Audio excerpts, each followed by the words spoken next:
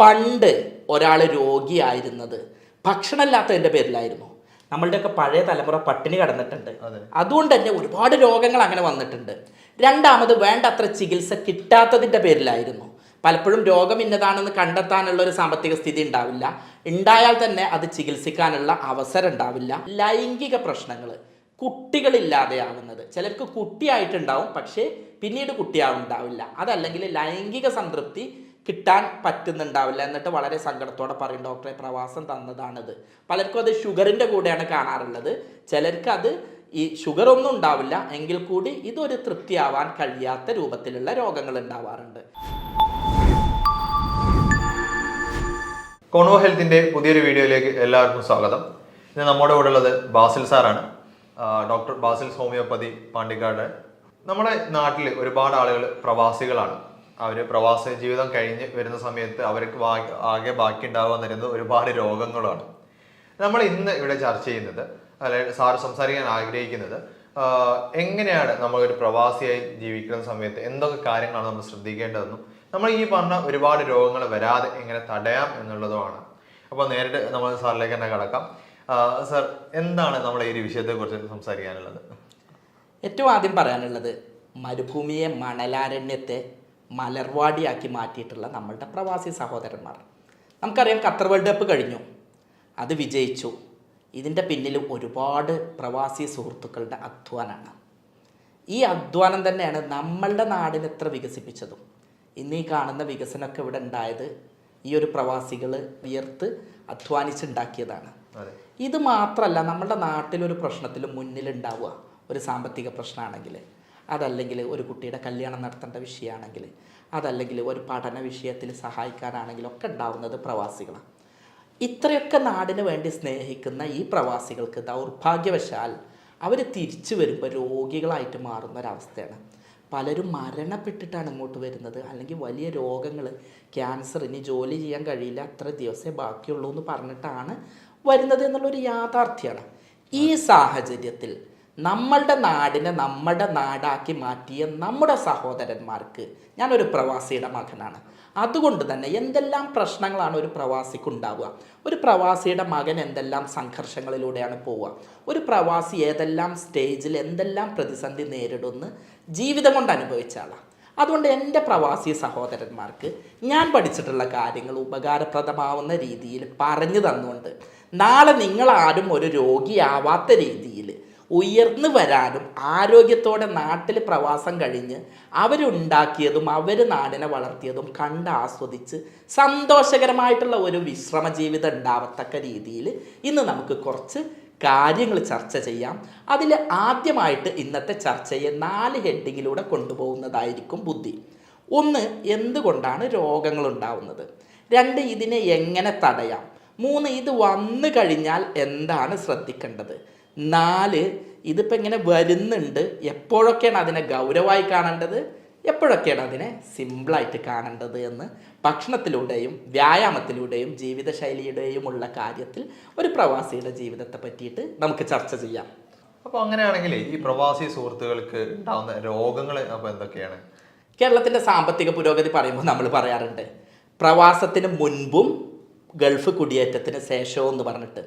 ഇതുപോലെ തന്നെ ആരോഗ്യസ്ഥിതിയും എനിക്ക് തോന്നിയിട്ടുണ്ട്. ഒരു പക്ഷേ വളരെ ചർച്ച ചെയ്യാത്തൊരു വിഷയമായിരിക്കും. പണ്ട് ഒരാൾ രോഗിയായിരുന്നത് ഭക്ഷണമില്ലാത്തതിൻ്റെ പേരിലായിരുന്നു. നമ്മളുടെയൊക്കെ പഴയ തലമുറ പട്ടിണി കിടന്നിട്ടുണ്ട്. അതുകൊണ്ട് തന്നെ ഒരുപാട് രോഗങ്ങൾ അങ്ങനെ വന്നിട്ടുണ്ട്. രണ്ടാമത് വേണ്ടത്ര ചികിത്സ കിട്ടാത്തതിൻ്റെ പേരിലായിരുന്നു. പലപ്പോഴും രോഗം ഇന്നതാണെന്ന് കണ്ടെത്താനുള്ള ഒരു സാമ്പത്തിക സ്ഥിതി ഉണ്ടാവില്ല. ഉണ്ടായാൽ തന്നെ അത് ചികിത്സിക്കാനുള്ള അവസരം ഉണ്ടാവില്ല. ഉണ്ടെങ്കിൽ തന്നെ അതിനുള്ള പണം ഉണ്ടാവില്ല. ഇനി മൂന്നാമതൊന്ന് എന്തായിരുന്നു എന്ന് പറഞ്ഞു കഴിഞ്ഞാൽ, വേണ്ടത്ര വിദ്യാഭ്യാസം ഇല്ലാതെ ചികിത്സിക്കേണ്ടതാണ് എന്നറിയാതെ, അതല്ലെങ്കിൽ പ്രതിരോധ പ്രവർത്തനങ്ങളുടെ അറിവില്ലായ്മ കാരണം പല രോഗങ്ങളും ഉണ്ടായിട്ടുണ്ട്. ഇന്ന് ഇതിൻ്റെ നേരെ തിരിച്ചാണുള്ളത്. അമിതമായിട്ട് ഭക്ഷണം കഴിച്ച് കൊളസ്ട്രോളും യൂറിക് ആസിഡും പ്രഷറും എല്ലാം കയറി കൂടിയിട്ടാണ് രോഗം ഉണ്ടാവുന്നത്. 1. 2, അമിതമായിട്ട് മരുന്ന് കഴിച്ചിട്ടാണ് രോഗങ്ങൾ ഉണ്ടാവുന്നത്. ആവശ്യത്തിനും അനാവശ്യത്തിനും വേണ്ടതിനും വേണ്ടത്തതിനും ഒക്കെ മരുന്ന് കുടിച്ചിട്ട് രോഗിയാവുന്ന ഒരവസ്ഥയാണ് ഉണ്ടാവുന്നത്. ഇത് കഴിഞ്ഞ് മൂന്നാമത് വരുന്ന വേറൊരവസ്ഥ ഉണ്ട്.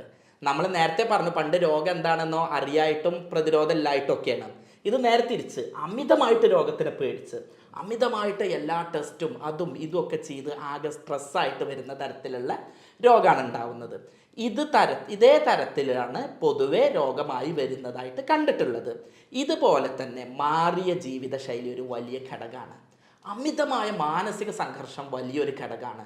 ഒട്ടുമിക്ക പ്രവാസികൾക്കും അവർ ഗൾഫിലാണ് ജീവിക്കുന്നത് എന്നുണ്ടെങ്കിൽ ആണെങ്കിൽ കൂടി അവരുടെ മനസ്സ് നാട്ടിലാണ്. അവരുടെ കുട്ടി ഒന്ന് പനിക്കുകയാണെങ്കിൽ ആ ജോലി ചെയ്യുമ്പോഴും സംഘർഷം മുഴുവൻ തലയിൽ ഏറ്റി നടക്കുകയാണ്. എന്ന് മാത്രമല്ല, ഒരാൾ അവനൊന്ന് പിടിച്ച് ആശ്വസിപ്പിക്കാനില്ല. സ്വന്തം മകളുടെ കല്യാണം നാട്ടിൽ വലിയ പരിപാടിയായിട്ട് നടത്തുന്നുണ്ടാവും. സ്വന്തം വീടിൻ്റെ ഹൗസ് വാമിങ്, വർഷങ്ങൾ പ്രവാസിയായിട്ട് മരുഭൂമിയിൽ കഷ്ടപ്പെട്ടതിൻ്റെ ഹൗസ് വാമിങ് നന്നായിട്ട് നടക്കുന്നുണ്ടാവും. പക്ഷേ അതിലൊന്ന് പങ്കെടുക്കാൻ ഈ പാവത്തിന് കഴിയുണ്ടാവില്ല. എന്നിട്ട് ഇവൻ ആ വീഡിയോ ഒക്കെ കണ്ടിട്ട് നെടുവീർപ്പോട് കൂടിയിട്ട് റൂമിൽ നിൽക്കുകയാണ്. അതുപോലെ തന്നെ വേറെയുള്ള എന്താണെന്ന് പറഞ്ഞാൽ, സ്വന്തം വീട്ടിൽ 4 or 5 ബാത്റൂം ഉണ്ടാവും. പക്ഷേ ഇവിടെ നിൽക്കുന്ന ഫ്ലാറ്റിൽ 4 പേരോ 5 പേരോ ഒരു ബാത്റൂം, അല്ലെങ്കിൽ 10 പേരോ 12 പേരോ ഒരു ബാത്റൂമിന് വേണ്ടിയിട്ട് നിൽക്കുന്ന അവസ്ഥ ഉണ്ടാവും. ഇത്തരത്തിലുള്ള ജീവിതശൈലി, മാനസിക സംഘർഷങ്ങൾ, ഇതൊക്കെയാണ് ഈ സഹോദരന്മാരെ രോഗിയാക്കിയിട്ട് മാറ്റുന്നത്. ഓക്കെ, അപ്പോൾ രോഗങ്ങളെ കുറിച്ചുള്ള, അതായത് രോഗം വരാനുള്ള സാഹചര്യങ്ങൾ ഇപ്പോൾ ഡോക്ടർ വിശദമായിട്ട് വന്നു.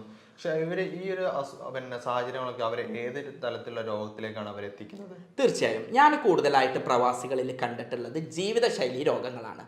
പ്രഷർ, പ്രമേഹം, കൊളസ്ട്രോള്, യൂറിക് ആസിഡ് പോലെയുള്ള ജീവിതശൈലി രോഗങ്ങളാണ് ഒന്നാമതായിട്ട് കണ്ടിട്ടുള്ളത്. 2 വലിയ രോഗങ്ങളായിട്ടുള്ള കിഡ്നി രോഗങ്ങൾ, അതുപോലെ തന്നെ ക്യാൻസർ രോഗങ്ങൾ കണ്ടിട്ടുണ്ട്. വേറൊന്ന് കണ്ടിട്ടുള്ളത് മാനസിക സംഘർഷം അമിതമായിട്ട് വന്ന കാരണത്താൽ ഡിപ്രഷൻ, അതുപോലെ തന്നെ പെട്ടെന്ന് ദേഷ്യം വരുന്ന തരത്തിൽ, അതല്ലെങ്കിൽ പെട്ടെന്ന് കുട്ടികളോടൊന്നും താല്പര്യമില്ലാത്ത, അല്ലെങ്കിൽ പെട്ടെന്ന് ആത്മഹത്യ ചെയ്യേണ്ട അത്തരത്തിലൊക്കെ പ്രവണതകളായിട്ടുള്ളത്, അതല്ലെങ്കിൽ പെട്ടെന്ന് എല്ലാവരും അന്തർമുഖനായിട്ട് മാറുന്ന തരത്തിൽ, അതുപോലെ തന്നെ ആങ്സൈറ്റി ഡിസോർഡേഴ്സ്, ഇത്തരത്തിലുള്ള സംഗതികൾ കണ്ടിട്ടുണ്ട്. പിന്നെ അതുപോലെ തന്നെ ജീവിതശൈലിയുടെ ഭാഗമായിട്ടുണ്ടാവുന്ന പൈൽസ്, ഫിഷർ, ഫിസ്റ്റുല, ഇത്തരത്തിലുള്ള രോഗങ്ങൾ. കാരണം പലപ്പോഴും ടോയ്ലറ്റ് ശീലങ്ങൾ ശരിയായ രീതിയിൽ ആവില്ല. അതുപോലെ തന്നെ വെള്ളം കൂടി കുറവായതിൻ്റെ പേരിൽ കൃത്രിമമായിട്ടുള്ള കോളകൾ, കളർ ഫുഡുകൾ, ഇതെല്ലാം കഴിച്ചതിൻ്റെ പേരിൽ വരുന്ന രോഗങ്ങളായിട്ടുള്ള കിഡ്നി രോഗം, കല്ല്, മൂത്രക്കടച്ചിൽ, ഇത്തരത്തിലുള്ള രോഗങ്ങൾ. അതുപോലെ തന്നെ ഉറക്കമില്ലായ്മ, മാനസിക സംഘർഷങ്ങൾ വേറൊരു തരത്തിൽ. പിന്നെ കാണുന്നത് ലൈംഗിക പ്രശ്നങ്ങൾ, കുട്ടികളില്ലാതെയാവുന്നത്. ചിലർക്ക് കുട്ടിയായിട്ടുണ്ടാവും, പക്ഷേ പിന്നീട് കുട്ടിയാവുണ്ടാവില്ല. അതല്ലെങ്കിൽ ലൈംഗിക സംതൃപ്തി കിട്ടാൻ പറ്റുന്നുണ്ടാവില്ല. എന്നിട്ട് വളരെ സങ്കടത്തോടെ പറയും, ഡോക്ടറെ പ്രവാസം തന്നതാണിത്. പലർക്കും അത് ഷുഗറിൻ്റെ കൂടെയാണ് കാണാറുള്ളത്. ചിലർക്ക് അത് ഈ ഷുഗറൊന്നും ഉണ്ടാവില്ല, എങ്കിൽ കൂടി ഇതൊരു തൃപ്തിയാവാൻ കഴിയാത്ത രൂപത്തിലുള്ള രോഗങ്ങൾ ഉണ്ടാവാറുണ്ട്. അതുപോലെ തന്നെ ചിലർക്ക് സൗന്ദര്യ പ്രശ്നങ്ങളാണ് ഉണ്ടാവാറുള്ളത്.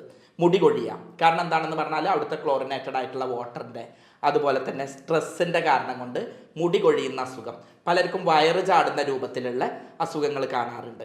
ഇങ്ങനെ പലതരത്തിലുള്ള രോഗങ്ങൾ ഓരോരുത്തരുടെയും ജീവിതശൈലിയുടെയും മാനസിക സംഘർഷത്തിൻ്റെയും പാരമ്പര്യ ഘടകങ്ങളുടെയും അടിസ്ഥാനത്തിൽ ഓരോ പ്രവാസികൾക്കും ഓരോ തരത്തിലുള്ള രോഗമാണ് ഉണ്ടാവാറുള്ളത്.